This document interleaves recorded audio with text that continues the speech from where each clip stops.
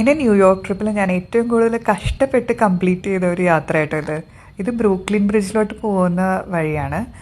അപ്പോൾ Brooklyn bridge കാണണം എന്നുള്ളത് ഭയങ്കര ആഗ്രഹമായിരുന്നു. ഗൂഗിളൊക്കെ ചെയ്തപ്പോൾ ഇത് കാണാനും ഇതിൻ്റെ ഫ്രണ്ടിൽ നിന്ന് ഫോട്ടോ എടുക്കാനൊക്കെ നല്ല ഭംഗിയായതുകൊണ്ട് ബ്രൂക്ലിൻ ബ്രിഡ്ജ് എന്തായാലും പോകണം എന്ന് ഞാൻ ആഗ്രഹിച്ചായിരുന്നു. അപ്പോൾ ഞാൻ ഒറ്റയ്ക്കുള്ള യാത്ര ആയതുകൊണ്ട് തന്നെ ബ്രൂക്ലിൻ ബ്രിഡ്ജിലോട്ട് എത്തണമെങ്കിൽ ഏകദേശം ഒരു 1 hour ഉണ്ടായിരുന്നു ഞാൻ താമസിച്ച ഹോട്ടലിൽ നിന്ന്. അപ്പോൾ അവിടെ എത്താനായിട്ടുള്ള ഏറ്റവും ബെസ്റ്റും ചീപ്പസ്റ്റും മാർഗം എന്ന് പറഞ്ഞാൽ മെട്രോ എടുക്കുക എന്നുള്ളതായിരുന്നു. ഇൻ ബിറ്റ്വീൻ ഞാൻ മെട്രോ എടുത്ത് മെട്രോ സ്റ്റേഷൻ മാറിപ്പോയി ഞാൻ ഏകദേശം ഒരു 1 hour ഡിഫറെൻ്റ് ആയിട്ടുള്ള വേറെ ഏതോ സ്ഥലത്ത് എത്തിച്ചേർന്നു കേട്ടോ. എന്നിട്ട് അവിടെ നിന്ന് വീണ്ടും റിട്ടേൺ മെട്രോ എടുത്തിട്ടാണ് ഞാൻ ഈ ബ്രൂക്ലിൻ ബ്രിഡ്ജ് സ്റ്റേഷനിൽ എത്തിയത്.